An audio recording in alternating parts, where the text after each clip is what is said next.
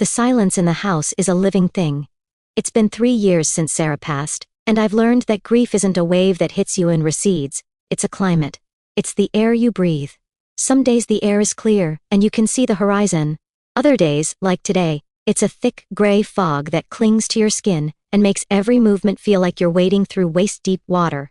I was sitting in the armchair Sarah used to love, the one with the faded floral print that I can't bring myself to reupholster, staring at a dust mote dancing in a shaft of late afternoon sun. My phone buzzed on the side table, the vibration startling me. It was Elena. Dinner tonight? Il Vesuvio at 7? Mark actually made a reservation. We'd love to see you, David. The kids keep asking when Uncle Dave is coming over. I hesitated. Elena is Sarah's sister, the closest thing I have left to the life we built. Seeing her is like looking at a distorted mirror of my wife, the same tilt of the head, the same way she twists her wedding ring when she's nervous. But Mark has always been a handful, to put it politely.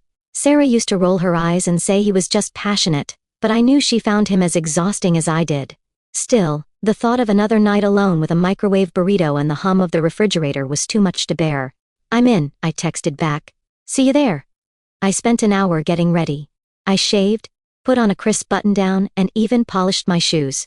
It felt like a ritual, a way of proving to myself that I was still part of the functioning world. I wanted this to be a nice night. I wanted to hear about Leo's college applications and Maya's soccer games. I wanted to feel like a family again, even if it was a fractured one. I arrived at the restaurant at 6:50 p.m. Il Vesuvio is one of those places that tries hard, too hard maybe, to be authentic. Dark wood, heavy curtains, the smell of garlic, and expensive olive oil. It's the kind of place where you expect a certain level of decorum. I checked in with the hostess, a young woman who looked like she was bracing for a storm.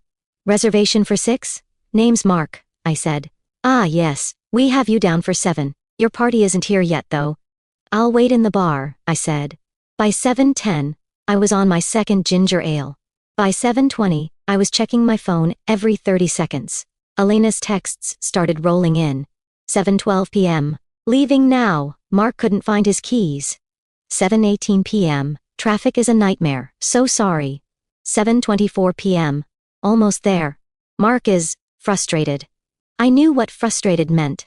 It meant Mark was in one of his moods, the kind where he decides the world is a personal affront to his existence. At 7:30 the front doors swung open with a violence that made the hostess jump. Mark led the charge, his face a mottled shade of purple. Elena followed, looking small and exhausted, trailing the 3 kids like a weary shepherd. Unbelievable, Mark bellowed before he even reached the stand. We've been circling that lot for 20 minutes. Who designs a parking lot for 3 cars? This is a business, isn't it? The hostess blinked. I'm sorry, sir. Saturday nights are always... I don't care about Saturday nights. I have a reservation. We're late because of your lack of infrastructure. I stood up from the bar stool, my face already beginning to burn. Mark, hey, you're here. Let's just sit down. He didn't even look at me.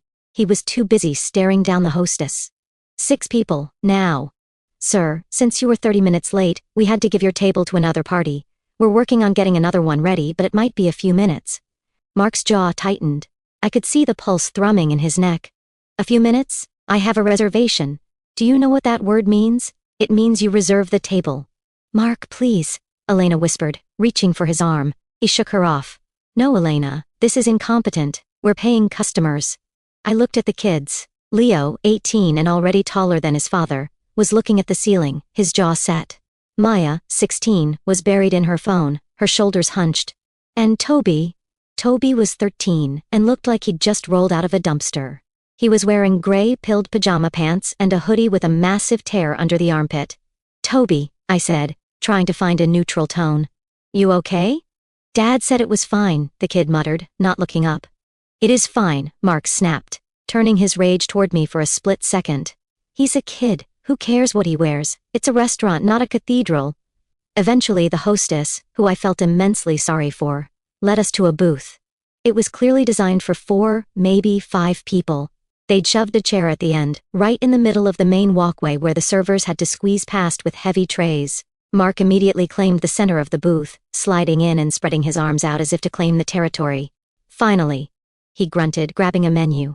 I'm starving. I haven't eaten since lunch because someone forgot to restock the fridge. He shot a pointed look at Elena, who just looked at her lap. the waiter arrived. A man named Marcus, who looked like he'd seen it all. "Good evening. Can I start you off with some drinks or appetizers?" "We'll take the calamari, the bruschetta, and the stuffed mushrooms," I said quickly, hoping to get some food on the table before Mark's blood sugar dropped any further. "And I'll have a glass of the house red." Mark didn't wait for the rest of the table to order. "Mountain Dew, large, lots of ice, and make sure the calamari isn't rubbery. Last time I was here is like chewing on a tire." Marcus nodded, his expression carefully blank. "Of course, sir."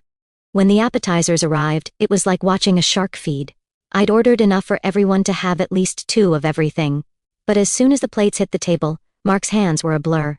He didn't use the serving tongs. He just reached out, grabbed a handful of calamari, and dumped them onto his plate. Then he snatched 3 mushrooms and a large piece of bruschetta. "Mark, wait for the kids," Elena said, her voice a thin wire of tension. "They have hands, don't they?" Mark said, his mouth already full. He took a bite of the bruschetta, chewed once, and then made a theatrical face of disgust. He spat the half-chewed mass back onto his plate. "Garlic. Too much garlic. They're using the cheap stuff, the pre-peeled jars. You can taste the chemicals." "I think it's good," Maya said quietly, taking a small piece of bread. "You have no palate, Maya," Mark said, reaching for another mushroom. "You'd eat cardboard if it had enough salt on it." I felt the first real wave of anger then. It wasn't just the rudeness. It was the way he sucked the air out of the room. He was a black hole of negativity, and we were all just orbiting his ego, waiting to be consumed. "So, Leo," I said, leaning forward to catch the boy's eye. "I heard you're looking at State for Engineering. That's a great program." Leo's face brightened for a second. "Yeah, I'm really interested in their robotics lab. They have this project where they're building—" "Waste of money," Mark interrupted, pointing a fork at his son. "Engineering is being automated. In 10 years AI will be doing all that. You should go into sales. That's where the real money is. People always need to be sold something." Leo's face went flat. "I don't want to do sales, Dad." "Because you're lazy," Mark said, leaning back as Marcus returned to take our orders. The ordering process was a masterclass in entitlement. Mark didn't just order a pizza, he gave a list of demands. "I want the margarita, but listen carefully. I want the crust thin, cracker thin. If there's any doughiness, I'm sending it back. No red sauce. Use the white sauce from the fettuccine. Add pepperoni, but I want it crisp. If it's floppy, I won't eat it. And caramelized onions, not raw, caramelized." Marcus was scribbling furiously. "Sir, the sauce swap and the extra prep might incur an upcharge." Mark's hand slammed onto the table, making the water glasses rattle. "An upcharge? For what? For you to do your job? It's a pizza. It's dough and cheese. Don't you dare try to scam me." "It's just policy, sir." "I don't care about your policy. Get the manager if you have to, but I'm not paying extra for you to use a different spoon." I looked at Elena. She was staring at the salt shaker, her face a mask of practiced indifference. This was her life. This was the man she shared a bed with. I thought of Sarah, how she would have laughed in Mark's face, how she would have told him to sit down and shut up. But Sarah wasn't here. When it was Toby's turn, the boy didn't even look up from his phone. "Toby, what do you want?" Elena asked. "I don't know." "Whatever," Toby muttered. "He'll have the chicken tenders," Mark said. "Sir, we don't have chicken tenders on the dinner menu," Marcus said. "We have a chicken parmesan or a grilled chicken breast." He's 13, he wants tenders. You have chicken, you have a fryer, figure it out." "I can check with the chef, but—" "Just do it," Mark snapped. As soon as Marcus retreated, Mark reached into his pocket and pulled out a pair of wireless earbuds.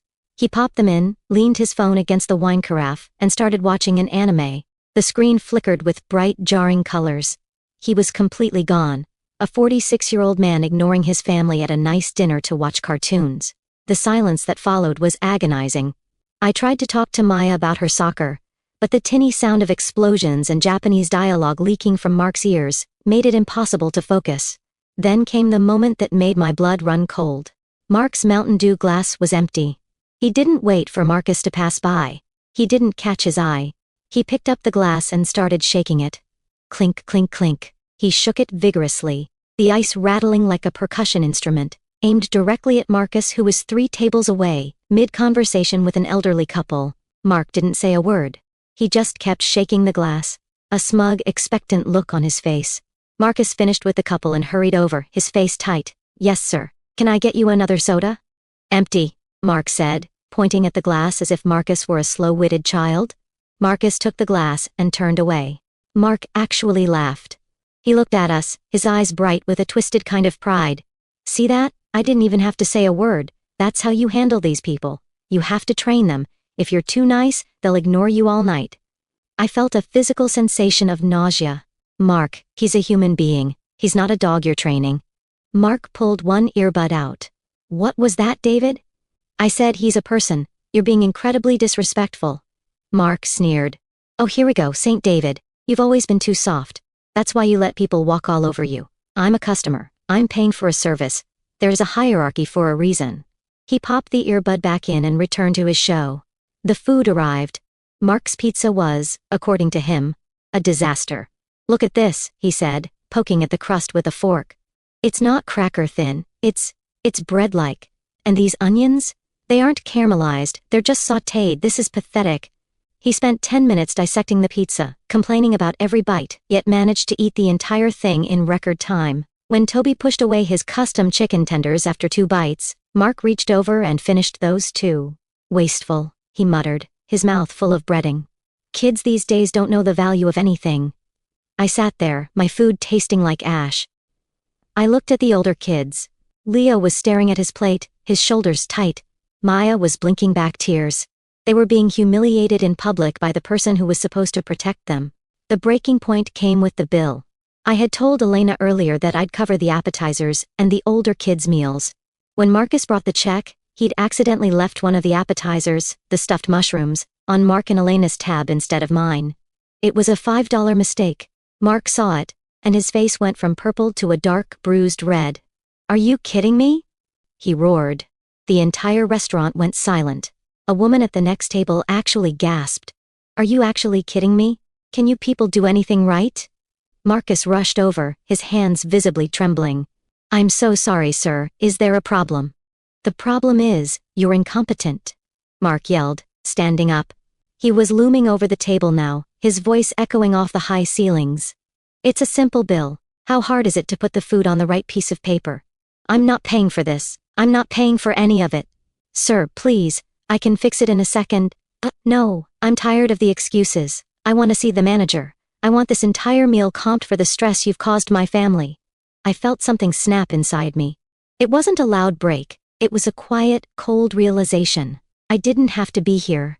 I didn't have to be part of this. Sarah was gone, and while I loved her sister, I didn't owe this man another second of my life. I stood up. My chair made a sharp screeching sound against the tile floor. I've got it, I said. My voice was low, vibrating with a rage so intense it felt like it was humming in my teeth. I didn't look at Mark. I didn't look at Elena's tear-streaked face. I walked straight to the front of the restaurant, following Marcus to the POS station. I'm paying for my meal, the appetizers, and the 2 older kids, I said, handing him my card. And I want you to add a 50% tip to my portion. Marcus looked like he was about to cry. Sir, you don't have to. I do, I said. Because no one should have to put up with that. I am deeply, deeply sorry. I waited for the receipt, signed it with a steady hand, and walked back to the table. I didn't sit down. I grabbed my coat from the back of the booth. I'm leaving, I said. Mark looked up, a sneer on his face. What, you're just going to run away? We're in the middle of a discussion here.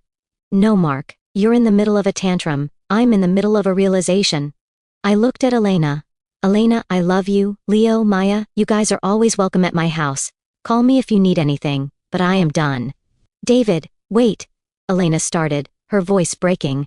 No, I said, and for the first time in years, I felt a sense of absolute clarity. I'm not doing this again. I'm not going out to eat with you if he's coming. And Toby? If you're going to let him act like his father, then he's not invited either. I'm done being embarrassed. I turned and walked out. The cool night air hit me like a splash of cold water. I walked to my car, my heart hammering against my ribs, but for the first time since the funeral, it wasn't a heart of lead.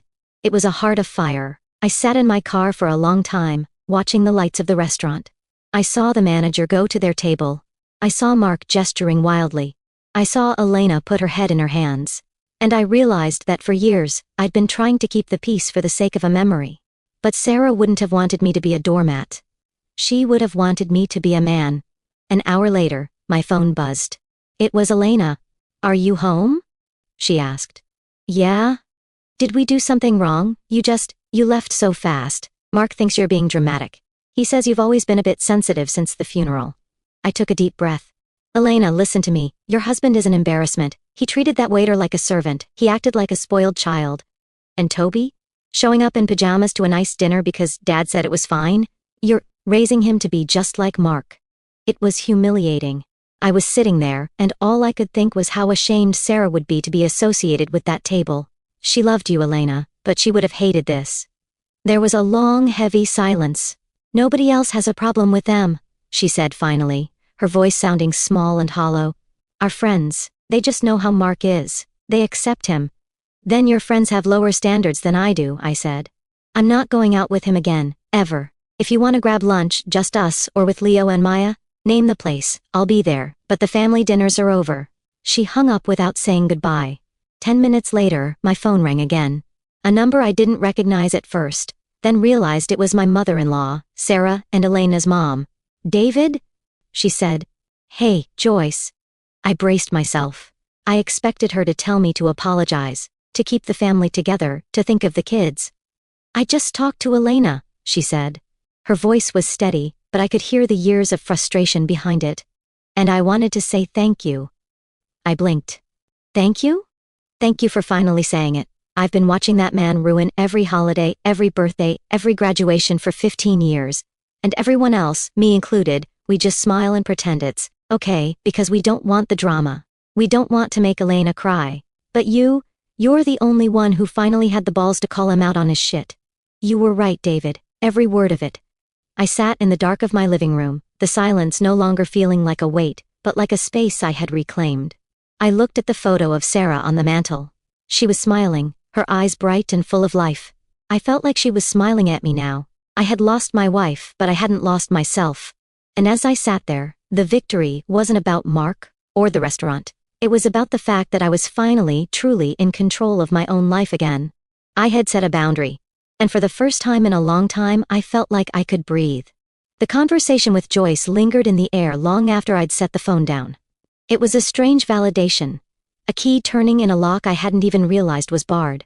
For years, I'd been the one to smooth things over. When Sarah was alive, we'd often debrief in the car on the way home from these family gatherings. Did you see the way he talked to the cashier at the grocery store? She'd ask, her voice a mix of amusement and genuine concern. I saw it, I'd say. But Elena seems happy. Or at least, she's used to it. She's not happy, Dave, she's just tired. She's been tired since the day they got married. I realized now that Sarah had been right. Elena wasn't fine. She was a woman who had spent 15 years building a fortress of excuses around a man who didn't deserve a single one of them. And by participating in the charade, by sitting there while he berated waitstaff and ignored his children, I was helping her maintain the walls. I got up and walked to the kitchen. I didn't want a drink, but I needed something to do with my hands. I started washing the few dishes in the sink, a coffee mug, a cereal bowl. The mundane rhythm of it usually calmed me, but tonight, my mind was racing. I thought about Toby. That was the part that stung the most. The pajama pants. It seemed like such a small thing, but it was a symptom of a much larger rot. Mark wasn't just being a jerk, he was teaching his son that the world was beneath him. That rules didn't apply if you were uncomfortable or annoyed. He was raising a boy who would grow up to be a man who shook his glass at people. And Elena? She was just letting it happen. She was so afraid of the explosion that would follow any attempt at discipline that she'd simply given up. I remembered a dinner from 5 years ago. It was Maya's 11th birthday. We were at a pizza place. Mark always chose the place. And it was always somewhere that served Mountain Dew. Maya had wanted to go to this little tea room she'd seen in a movie, but Mark had laughed it off. Tea? That's for old ladies and people with too much time on their hands, he'd said. We're going for pizza, real food. Maya had spent her entire birthday dinner picking at a slice of pepperoni while Mark talked about his fantasy football league.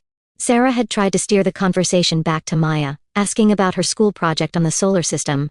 But Mark had interrupted to explain why Pluto shouldn't be a planet anymore, his voice getting louder and more aggressive with every point. I had looked at Sarah then, and she had given me that look. The one that said, "Not today. Don't start a fight on her birthday." So I hadn't. I'd swallowed my anger and bought Maya a giant stuffed panda afterward, trying to make up for the fact that her father had hijacked her special day. But Sarah wasn't here to give me the look anymore. And without her, the silence of the house was a reminder that life is too short to spend it in the company of people who make you feel small. The next morning, the sun was bright and unforgiving. I woke up with a headache, the kind that comes from tension rather than alcohol. I went for a run, pushing myself harder than usual, trying to burn off the residual adrenaline from the night before. When I got back, there was a message from Leo. "Hey Uncle Dave, thanks for dinner. Sorry about Dad, he's, well, hope you're okay." I sat on the steps of my porch, sweat dripping down my face, and typed back. "I'm okay, Leo. You don't have to apologize for him. You're a good man, keep your head up." I wanted to say more. I wanted to tell him that he didn't have to be like his father. I wanted to tell him that he could choose a different path. But I knew that was a conversation for another time. A time when he wasn't living under Mark's roof. The rest of the day was a blur of chores and reflection. I cleaned the gutters. I folded the laundry. I even started a book I'd been meaning to read for months. But every few minutes, my mind would drift back to the restaurant. To the sound of the ice rattling in the glass. To the look on Marcus's face. I realized that my anger wasn't just about Mark. It was about the fact that for the last 3 years, I'd been living a life that felt like a series of shoulds. I should go to family dinner. I should be patient with Mark. I should keep the peace for Elena's sake. But why? Who was I keeping the peace for? Not for Sarah. She was gone. Not for the kids. They were miserable. Not for Elena. She was drowning. I was keeping the peace because I was afraid of the alternative. I was afraid that if I stopped being the nice guy, I'd be truly alone. I was afraid that if I cut ties with Mark, I'd lose my connection to Sarah's family. But Joyce's call had changed that. She wasn't mad. She was grateful. The realization was like a weight lifting off my chest. I didn't have to be the martyr. I could be the one who stood up. I could be the one who said, "This is not okay." Monday morning came, and with it, the usual routine of work. I'm an architect, a job that requires a lot of focus and precision. Usually, I find solace in the lines and the math, the way a building comes together from a series of abstract ideas. But today, I couldn't focus. Around noon, my phone buzzed. A text from Mark. "You owe Elena an apology. You made a scene and embarrassed her in front of the whole restaurant. I don't know what's gotten into you, but you need to fix this." I stared at the screen for a long time. The old David, the one who lived in the shoulds, would have started typing a long explanatory message. He would have tried to justify his actions, to explain his perspective, to find a middle ground. But this David just laughed. I didn't reply. I put the phone face down on my desk and went back to my blueprints. An hour later, another text. "Nothing? Typical. You always were a coward, David. Sarah was the one with the spine in your marriage. Without her, you're just a sad old man in a big empty house." That one hit home. It was meant to. Mark knew exactly where the bruises were. He knew that my biggest fear was that I was nothing without Sarah. But instead of the familiar wave of shame, I felt a surge of cold, hard certainty. He was wrong. Sarah hadn't been my spine. She had been my partner. And she would have been the first one to tell me that I didn't need to listen to a word this man said. I picked up the phone and blocked his number. The feeling was electric. It was a small act, but it felt like a declaration of independence. That evening, I went to the cemetery. I don't go as often as I used to. In the beginning, I was there every day, talking to the headstone as if she could hear me. Now, I go when I need to feel close to her, when I need to remember the sound of her laugh. I sat on the grass and looked at her name. Sarah Miller, 1982 to 2022. "I did it, Sarah," I whispered. I finally told him. The wind rustled the leaves of the nearby oak tree. It felt like a sigh of relief. "I'm not going back," I said. "I'm not going to be that person anymore." I stayed there until the sun went down, the sky turning a deep, bruised purple. As I walked back to my car, I felt a sense of peace that I hadn't felt in a long time. I wasn't just the widower anymore. I was David. And David had boundaries. The next few weeks were quiet. I didn't hear from Elena, which hurt, but I understood. She was in the middle of it, and she wasn't ready to choose a side. I sent her a brief email, letting her know that I loved her and that my door was always open, but that I wasn't going to engage with Mark. I started seeing more of Leo and Maya. They'd come over for dinner, or we'd go to a movie, just the three of us. We didn't talk much about their dad, but the absence of his presence was like a breath of fresh air. They were different when he wasn't around. More relaxed. More themselves. One night, Maya was sitting at my kitchen island, doing her homework while I cooked. Uncle Dave? She asked, not looking up from her history book. Yeah? Thanks for what you did at the restaurant. I paused, a wooden spoon in my hand. You don't have to thank me, Maya. No, I do. Everyone always just lets him do whatever. It makes me feel like I'm crazy for being embarrassed, like I'm the one who's wrong. I walked over and put a hand on her shoulder. You're not crazy, Maya. And you're not wrong. Your dad has a lot of growing up to do, and it's not your job to wait for him. She looked up at me, her eyes wet. I don't want to be like him. You won't be, I said firmly. You're already so much better. That night, after they left, I sat in my living room and thought about the word victory. It wasn't a loud word. It wasn't a parade or a trophy. It was the sound of a house that was no longer filled with the echoes of other people's anger. It was the feeling of a bed that was mine, and a life that was mine. I looked at the floral armchair. Maybe it was time to get it reupholstered, not because I wanted to forget Sarah, but because I wanted to honor the man I was becoming. A man who knew how to say no. A man who knew his worth. I picked up my laptop and started searching for fabric. Something bright. Something new. The silence in the house was still there, but it didn't feel like a living thing anymore. It felt like a canvas. And for the first time in a long time, I was ready to start painting. The weeks that followed the restaurant incident were a slow-motion car crash. I could see the debris flying, the smoke rising, but I was no longer in the driver's seat. I was a spectator, watching from the safety of my own boundaries. Elena stopped calling. It wasn't a sudden break. It was a gradual fading out. She'd send a text every now and then, thinking of you or hope work is going well, but she didn't want to talk. She didn't want to hear about the restaurant. She didn't want to hear about Mark. I knew what she was doing. She was trying to preserve the illusion. If she didn't talk to me, she didn't have to acknowledge that her life was a mess. She didn't have to face the fact that her husband was a bully, and her youngest son was following in his footsteps. I felt a pang of guilt every time I saw her name on my phone. I loved Elena. She was Sarah's sister, the one person who truly understood what I'd lost. But I couldn't be her anchor anymore. I couldn't be the one who helped her keep the peace at the cost of my own dignity. I started spending more time at the office. I took on a new project. A community center in a rough part of town. It was a challenge, a lot of moving parts and a tight budget. But I loved the work. It gave me a sense of purpose, a reason to get out of bed in the morning. One afternoon, I was in the middle of a meeting with the contractor when my phone buzzed. It was a number I didn't recognize. Hello?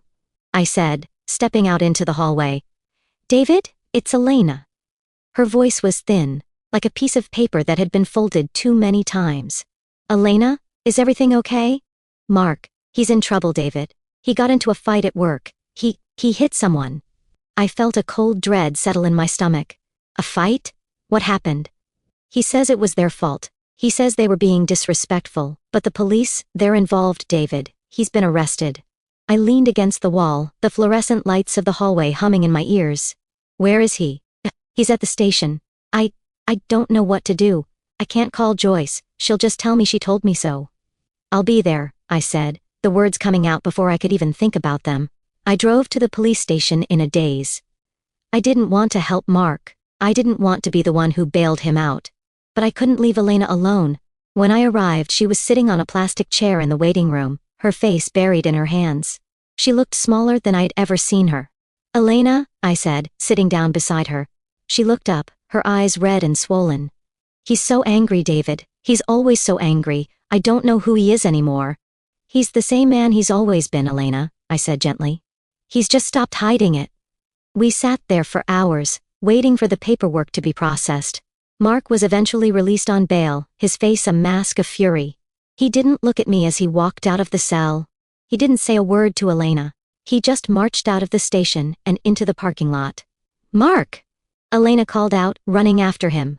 I followed them, my heart hammering in my chest. Mark, wait! She cried, grabbing his arm. He spun around, his eyes wild. Don't touch me, this is all your fault. If you'd just supported me, this wouldn't have happened. My fault? Elena's voice was a whisper. How is it my fault that you hit a man? Because you're always undermining me. You and David and everyone else.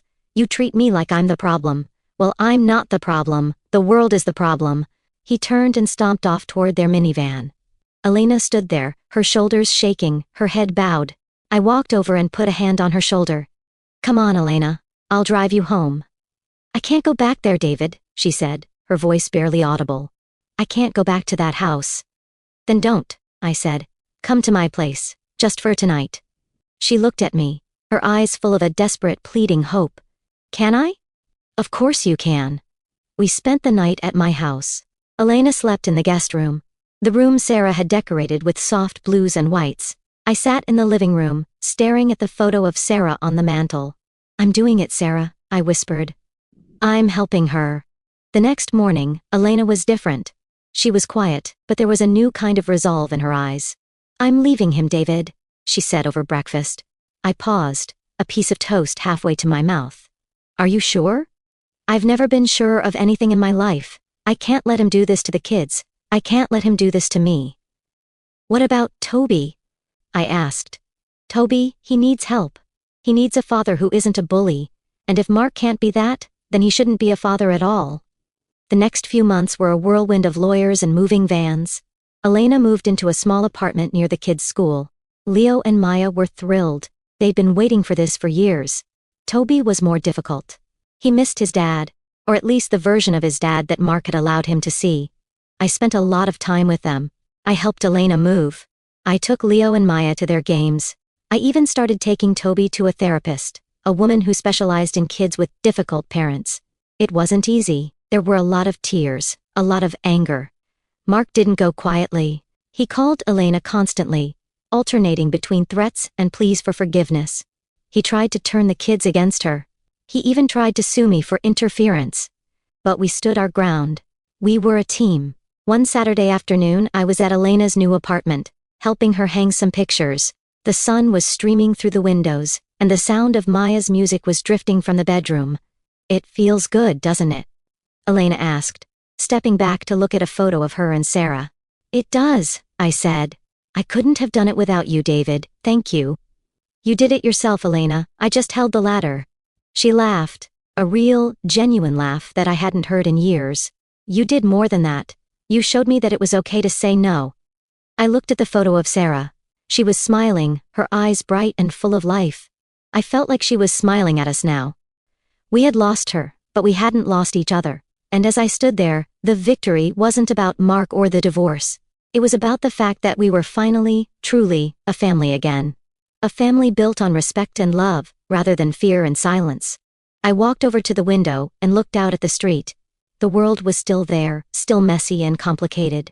But for the first time in a long time, I wasn't afraid of it. I was ready for whatever came next. And I knew that wherever Sarah was, she was proud of us. She was proud of me. The silence in my house was still there, but it was no longer a weight. It was a peace I had earned, a peace I would never let anyone take away from me again. I picked up my phone and called Joyce. Hey Joyce, I said. You want to come over for dinner tonight? Just us, no drama. I'd love to, David, she said. I'd love to. And as I hung up, I realized that for the first time in 3 years, I was truly happy. Not because the pain was gone, but because I had learned how to live with it. I had learned how to be David again. And that was the greatest victory of all.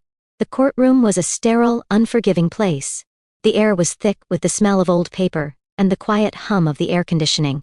I sat on a hard wooden bench in the back, my hands clasped in my lap. Elena was at the front, her lawyer by her side. Mark was at the other table, his face a mask of cold, hard fury. We are here today to discuss the matter of the divorce between Elena and Mark Miller, the judge said, her voice a calm, steady presence in the room.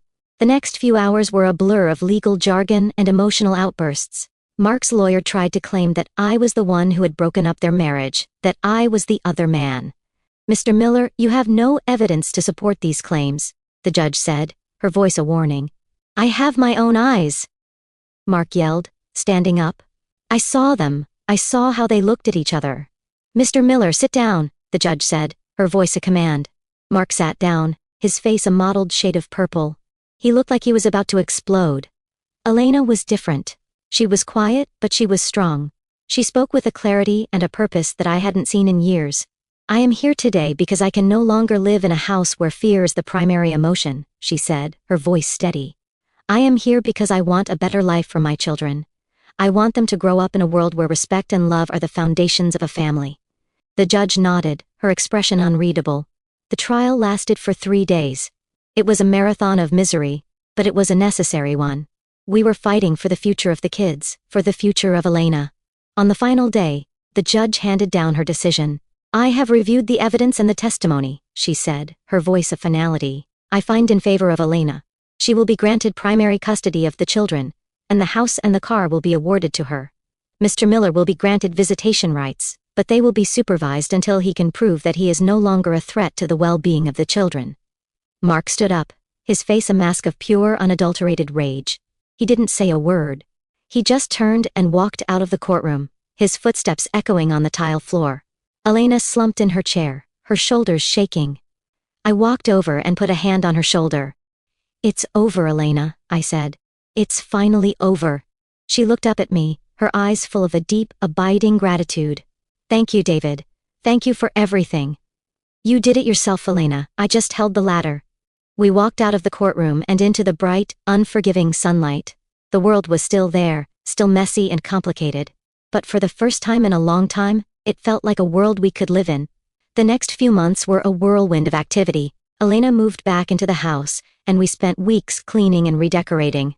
We wanted to wash away the memory of Mark, to create a space that was truly theirs. Leo and Maya were thrilled. They'd been waiting for this for years. They started bringing their friends over, filling the house with laughter and music.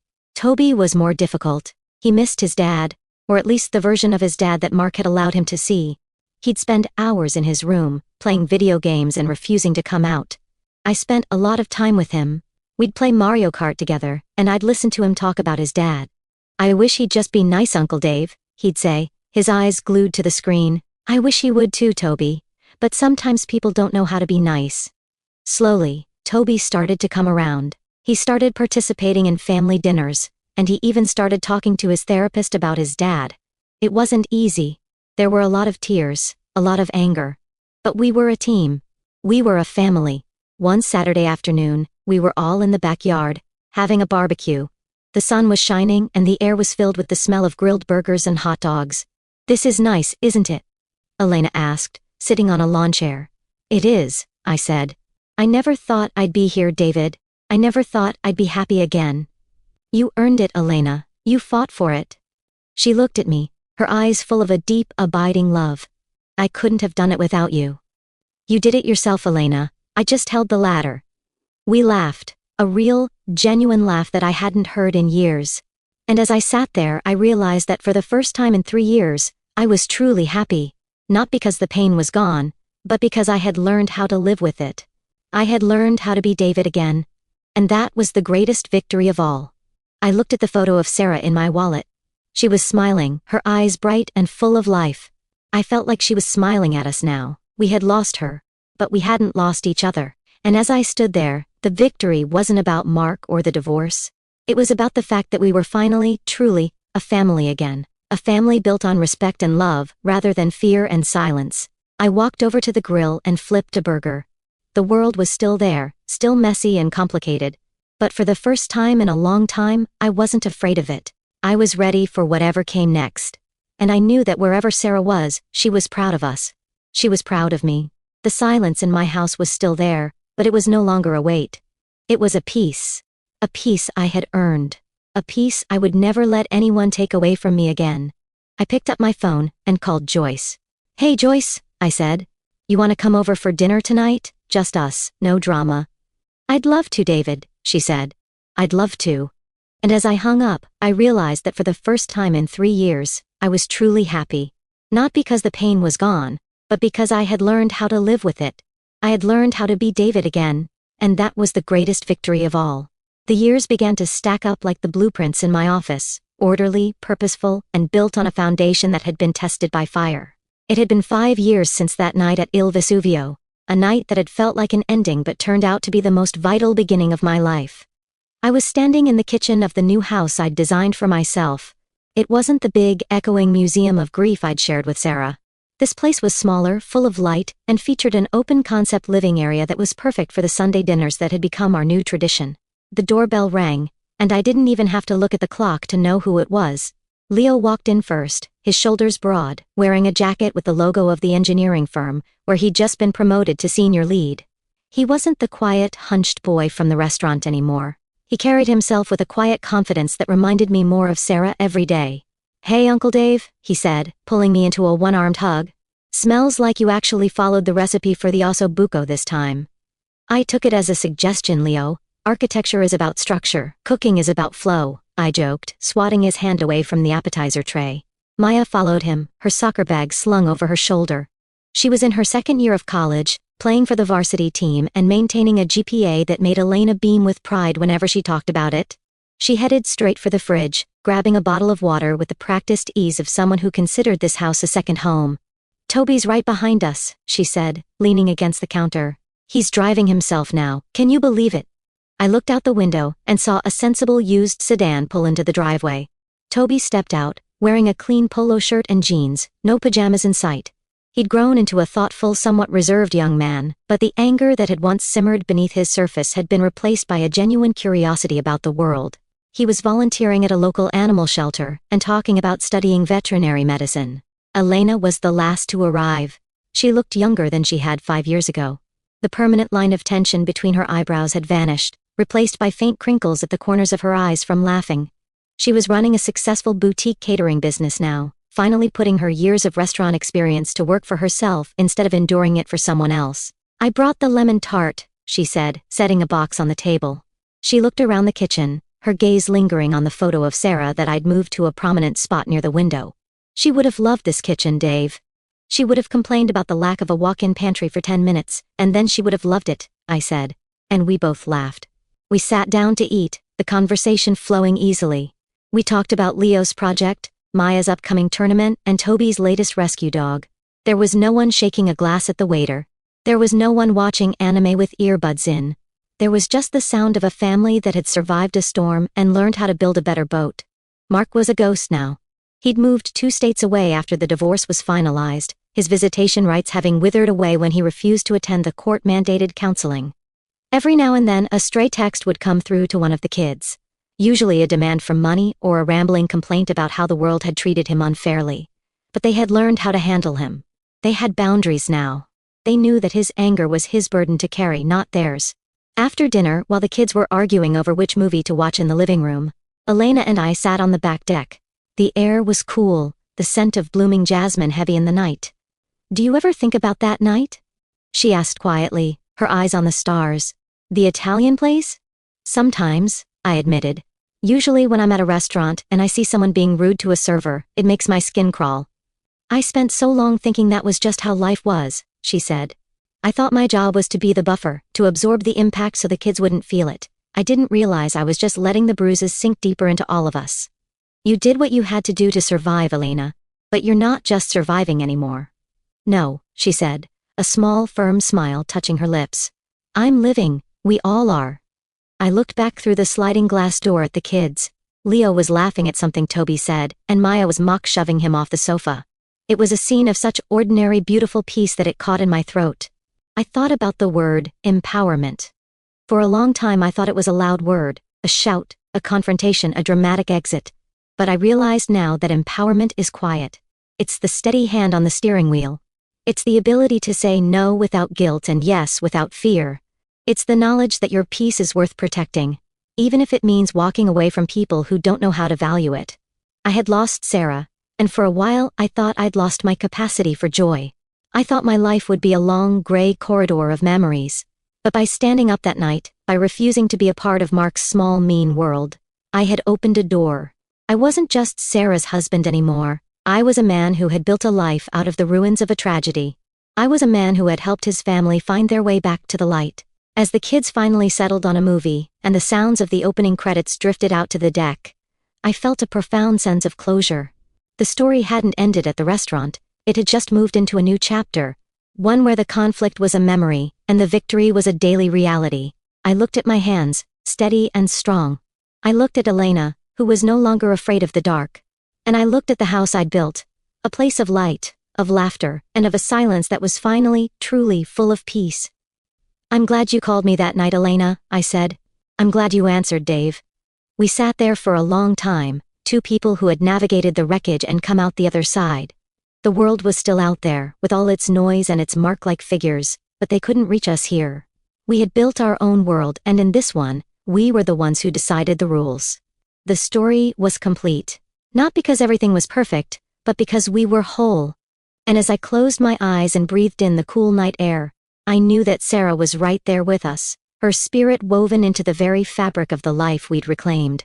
I was David. I was home. And I was free. As the credits rolled on the movie inside, I found myself thinking about the nature of time. We often talk about it as a healer, a silent force that dulls the sharp edges of our pain. But I've come to realize that time doesn't do the work for us, it just provides the space for us to do it ourselves. I looked at my hands again, the skin slightly more lined than it had been on that night at the restaurant. Those lines were a map of the choices I'd made. The choice to stand up, the choice to walk away, the choice to open my home to a sister-in-law who was drowning, and kids who were losing their way. Every Sunday dinner in this house was a quiet rebellion against the chaos Mark had tried to impose on us. Every laugh from the living room was a victory over the silence he'd used as a weapon. I remembered a moment, about 3 years into the recovery, when Toby had brought home his first real girlfriend. She was a bright, nervous girl named Chloe, and she had clearly been briefed on the Uncle Dave legend. "Toby says you're an architect," she'd said, her eyes wide as she looked at the sketches on my drafting table. "I am," I'd said. "But mostly, I just figure out how to make things stand up when the world wants to pull them down." Toby had caught my eye then, and for the first time I saw a look of pure, unadulterated understanding. He knew what I meant. He knew that we weren't just talking about buildings. That was the moment I knew he was going to be okay. That he wouldn't become the man who shook his glass at strangers. He would be a man who understood the weight of his words and the value of his presence. And Elena? Seeing her flourish had been the most unexpected gift of all. She had discovered a talent for business that she'd never been allowed to explore. Her catering company was known for its attention to detail, the very thing Mark had always mocked as fussy or unnecessary. She had turned her meticulous nature into a strength, a way of providing for her family and building a legacy of her own. She stood up now, stretching her arms toward the dark sky. "I should probably get going, Dave. Early start tomorrow. We've got a wedding for 200. "You'll crush it, Elena," I said, standing up with her. "I know," she said, and the simple confidence in her voice was the most beautiful sound I'd heard all night. We walked inside, and the house was suddenly full of the noise of departure, the clatter of keys, the putting on of shoes, the final rounds of hugs and see you next weeks. As the last car pulled out of the driveway, I stood in the doorway for a moment, the cool air of the night brushing against my face. The house was quiet again, but it wasn't the silence of 2022. It was a full silence, a satisfied silence. I walked through the living room, straightening a cushion here, picking up a stray water bottle there. I stopped in front of Sarah's photo. "We did it, Sarah," I whispered. I didn't need an answer. I could feel it in the warmth of the room, in the steady beat of my own heart. I turned off the lights one by one, until only the moonlight filtered through the windows. I climbed the stairs to my bedroom, my movements slow and deliberate. I wasn't rushing towards sleep to escape the day. I was moving toward it to rest for the next one. Because there would be a next one. And it would be mine. I lay in bed, the sheets cool and crisp. I thought about the Italian restaurant one last time. I thought about Marcus, the waiter whose name I'd never forgotten. I hoped he was doing well. I hoped he'd found a place where he was treated with the respect he deserved. And then, I let the memory go. It had served its purpose. It had been the catalyst, the spark that had lit the fire. But the fire was mine now, and I didn't need the spark anymore. I closed my eyes and let the darkness take me. I was David. I was a builder. And I had built something that would last. The next morning, I woke up early. The sun was just starting to peek over the horizon, casting a long, golden light across the room. I sat on the edge of the bed for a moment, listening to the birds chirping in the trees outside. It was a sound I'd always loved, but for a long time, it had felt like a mockery of my own silence. Now, it felt like a greeting. I went downstairs and made a pot of coffee, the smell of the beans filling the kitchen. I stood at the counter, looking out the window at the garden I'd planted. It was a mix of flowers and vegetables, a chaotic, beautiful mess that I'd learned to love. I thought about the word, natural. We often think of it as something that happens without effort, something that just is. But I've learned that being natural, being your true self, is the hardest work there is. It's the work of stripping away the layers of expectations, the shoulds and the musts, until you're left with the core of who you are. I was David. I was an architect. I was a brother-in-law. I was an uncle. And I was a man who had learned how to be whole. I picked up my coffee and went out to the deck. The air was fresh and cool, the dew still clinging to the grass. I sat in my favorite chair and looked out at the world. It was a good world. A messy world. A complicated world, but a good one. And I was ready for it. I thought about the Italian restaurant one last time. Not with anger, but with a kind of detached curiosity. I wondered what had happened to Mark. I wondered if he'd ever realized what he'd lost. I wondered if he'd ever learned how to be a human being. But it didn't matter. He was a part of a story that had already been told. And I was busy writing a new one. A story of light, of laughter, and of a silence that was finally, truly, full of peace. I took a sip of my coffee and let the warmth spread through me. I was David. I was home. And I was free. The end. The silence in the house was no longer a weight, it was a sanctuary. I stood in the kitchen, the sunlight streaming through the windows, and I felt a sense of profound quiet joy. I was David. I was a builder. And I had built something that would last.